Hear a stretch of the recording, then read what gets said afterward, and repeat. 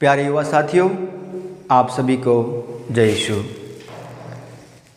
एक बार फिर से आज जब हम कक्षा की शुरुआत कर रहे हैं, हम प्रभु का आह्वान करें, प्रभु से आशीष मांगे। आइए हम सभी अपने हाथ जोड़ें और अपनी आंखें बंद करें और प्रभु से प्रार्थना करें कि प्रभु की आशीष हम पर बनी रहे। आइए हम सब अपनी आंखें बंद करें और अपने हाथ जोड़ें।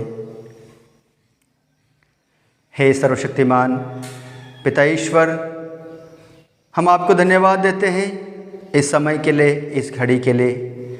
धन्यवाद देते हैं उन तमाम वरदानों के लिए जो आज तक आपने हम सब के ऊपर बरसाए हैं। और इस समय, इस घड़ी हम जानते हैं कि हम आपके बिना कुछ भी नहीं है।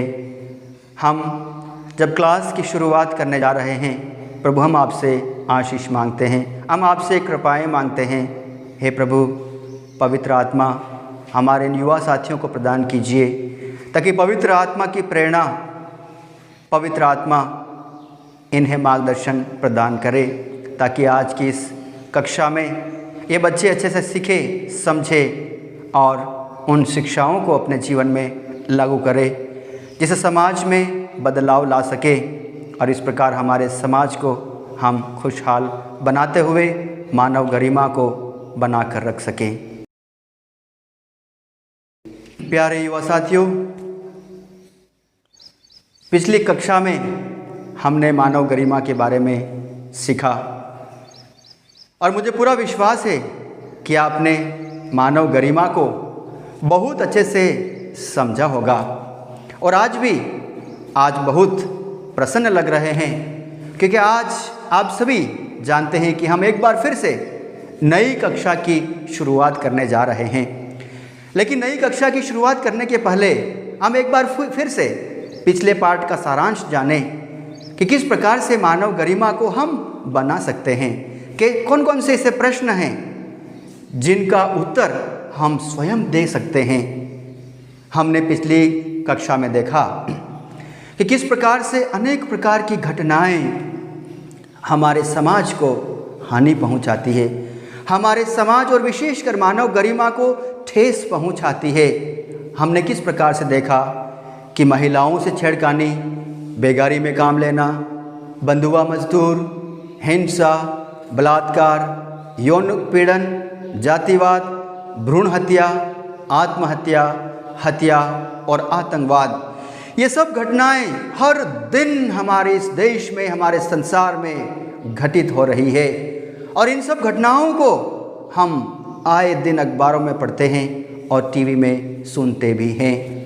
लेकिन आज प्यारे युवा साथियों, आप सबके सामने एक बहुत बड़ा प्रश्न है कि इन सब घटनाओं से कौन लोग हैं जो प्रभावित होते हैं। आज हम देखें, हम गौर करें, हम मनन चिंतन करें कि कौन लोग हैं जो इन सब घटनाओं से प्रभावित होते हैं, जिन घटनाओं का हम जिक्र कर रहे हैं और जिन घटनाओं को हम टीवी अखबारों में देखते हैं। सबसे पहले हम ये स्वीकार करें कि हम सभी युवा साथी, हम सभी लोग इन घटनाओं से प्रभावित होते हैं। क्यों हम इन घटनाओं से प्रभावित होते हैं? क्योंकि हम सभी समाज का हिस्सा है, हम सभी समाज का भाग है, हम सभी समाज का भिन्न अंग है और इसीलिए हम भी समाज में रहते हैं और इसीलिए हम सभी इन घटनाओं से पूरी तरह से प्रभावित होते हैं। लेकिन हमने देखा कि किस प्रकार से ईश्वर ने मानव गरिमा को बचा कर रखा। हम ये देखें कि मानव सृष्टि का मुकुट कैसे है। हमने देखा पिछली कक्षा में कि ईश्वर ने मानव को सृष्टि के सरताज के रूप में रखा। तो ये सब कैसे संभव है? स्वर्ग और पृथ्वी के सृजनहार परमेश्वर ने मानव की रचना सृष्टि के सरताज के रूप में की और अन्य सभी की रचना उन्होंने मानव अर्थात मनुष्य की सेवा हेतु की और मानव को सारी सृष्टि पर शासन करने और पूर्णता की ओर अग्रसर करने का अधिकार दिया। और धर्म ग्रंथ कहता है, उत्पत्ति ग्रंथ अध्याय 1 वाक्य 26 और 27 में हम पढ़ते हैं कि ईश्वर ने कहा हम मनुष्य को अपना प्रतिरूप बनाएं, वह हमारे सदृश्य हो, वह समुद्र की मछलियों, आकाश के पक्षियों, घरेलू और जंगली जीव जंतुओं पर शासन करे। ईश्वर ने मनुष्य को अपना प्रतिरूप बनाया, उसने नर नारी के रूप में मानव की सृष्टि की। प्यारे युवा साथियों, ये सन्मति का सुसमाचार अध्याय 1 वाक्य 26 से 27 तक आपको ये याद करना है। प्यारे युवा साथियों, स्वामी विवेकानंद कहते हैं, youth arise awake and know your strength. युवा उठो, जागो और अपनी शक्ति को पहचानो। वास्तव में आप में शक्ति है, आप में जज्बा है, आप में जुनून है और आप ये उत्पत्ति ग्रंथ अध्याय 1 वाक्य 26 से 27 तक बहुत अच्छे से याद कर सकते हैं। और मैं आप लोगों को यह गृह कार्य दे रहा हूं कि जब आप अगली कक्षा में आएंगे तो इसको आप ज़रूर याद करके आना। अब हम यह देखें कि मानव जाति ईश्वर का प्रतिरूप कैसे हैं। मानव जाति ईश्वर का प्रतिरूप कैसे हैं। हमने देखा कि ईश्वर ने हम सबको अपने प्रतिरूप बनाया, लेकिन अब हम यह देखें कि मानव जाति ईश्वर का प्रतिरूप कैसे हैं। ईश्वर ने मानव को शरीर, जीवन, हृदय, बुद्धि और अनेक क्षमताएं प्रदान की। साथ ही साथ मानव को एक अनश्वर आत्मा भी प्रदान की और वह अपनी बुद्धि और क्षमता का प्रयोग करता है। मानव आज अपनी बुद्धि और क्षमता का प्रयोग कर भूमि को उपजाऊ बनाता है, खाद्य पदार्थों का उत्पादन करता है, नई खोज करता है, नए आविष्कार करता है। ये सब आप जानते हैं। और प्रजनन के जरिए संतान की उत्पत्ति करता है। तो इस प्रकार से मानव जाति ईश्वर का प्रतिरूप है। जब हम मानव गरिमा के बारे में पढ़ रहे हैं तो हम यह देखें कि प्रभु यीशु ने किस प्रकार से मानव गरिमा को बचा कर रखा, मानव गरिमा को बना कर रखा। मैंने कहा कि किस प्रकार से प्रभु यीशु ख्रिस्त ने मानव गरिमा को बनाकर रखा। संत यूहन्ना का सुसमाचार अध्याय 3 वाक्य 16 में हम पढ़ते हैं कि ईश्वर ने संसार को इतना प्यार किया कि उसने अपने एकलौते पुत्र को इस संसार को समर्पित कर दिया, ताकि जो कोई इसमें विश्वास करे उसका सर्वनाश न हो बल्कि अनंत जीवन प्राप्त करे। प्यारे भाई और बहनों, ईश्वर ने मानव को बनाया। ईश्वर ने मानव को बनाने के बाद पूरी तरह से स्वतंत्रता प्रदान की, लेकिन मानव ने उस स्वतंत्रता का दुरुपयोग किया। स्वतंत्रता का दुरुपयोग कर ईश्वर की आज्ञा का उल्लंघन किया और ईश्वर की आज्ञा का उल्लंघन करते हुए उस कृपा को खो दिया जो कृपा ईश्वर ने उन्हें प्रदान की थी। प्रभु यीशु मानव जन्म लेकर हमारे सदृश्य बने और इस प्रकार उन्होंने हमारे लिए इस मानव गरिमा को बनाकर रखने का एक उदाहरण पेश किया।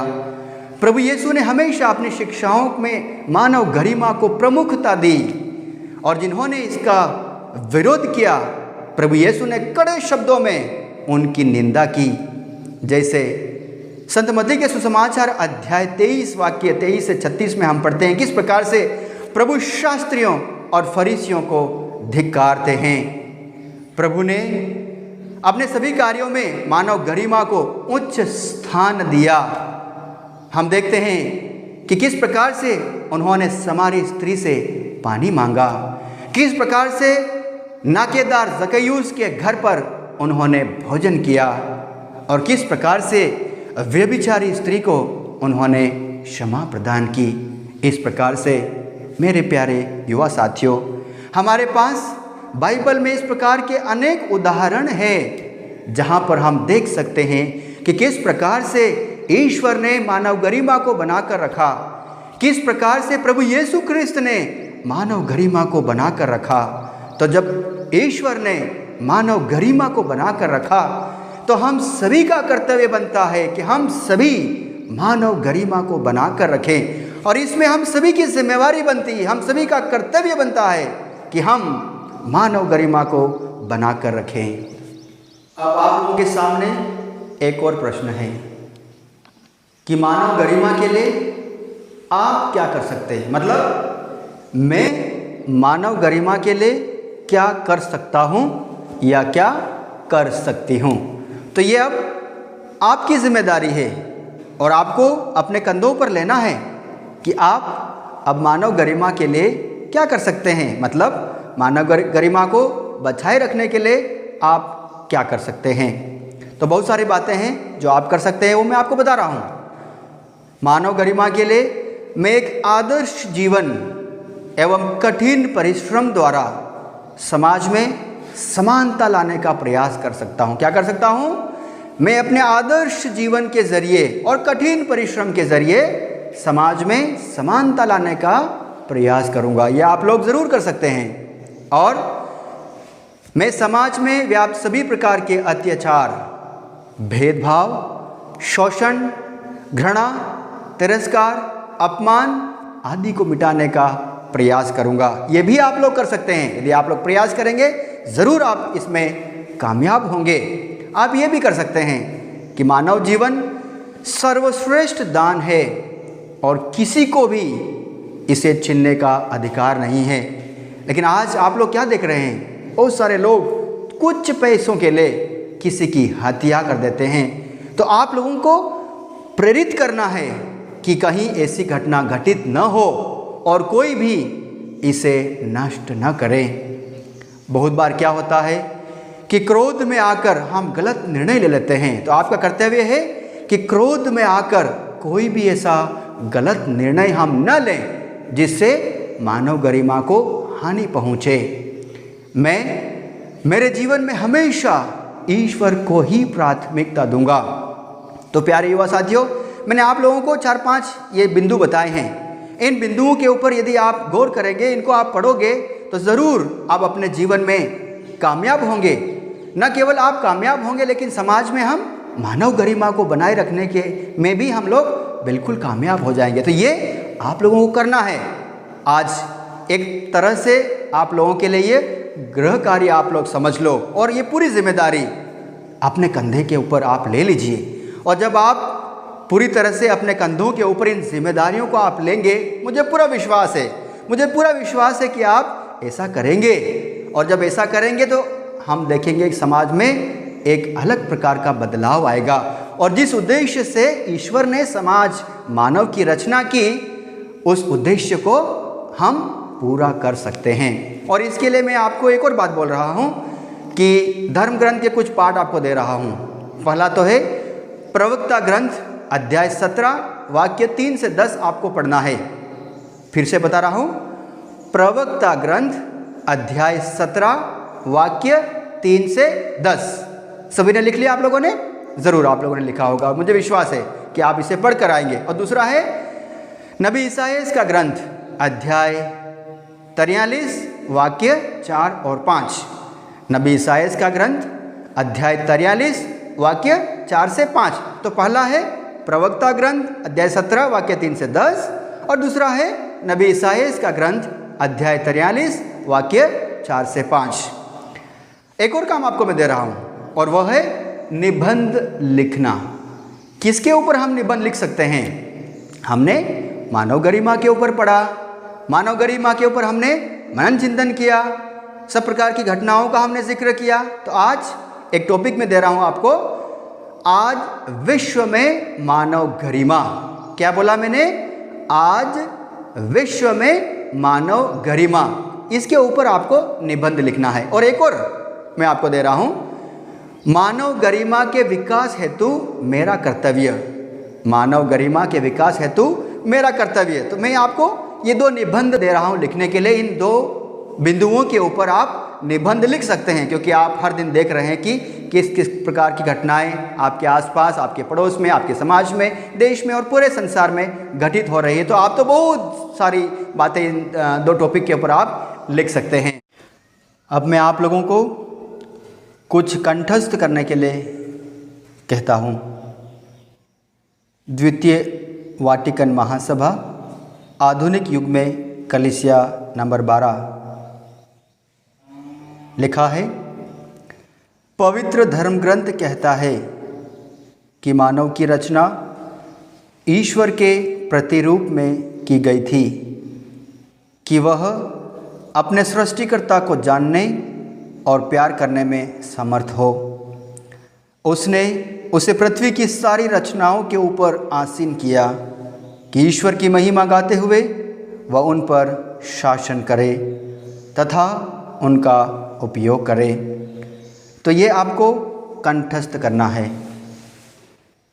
और आप ये भी कर सकते हैं, नुक्कड़ नाटक भी आप कर सकते हैं कि नहीं? ज़रूर, मेरा विश्वास है आप कर सकते हैं और आप लोग ज़रूर करते भी होंगे।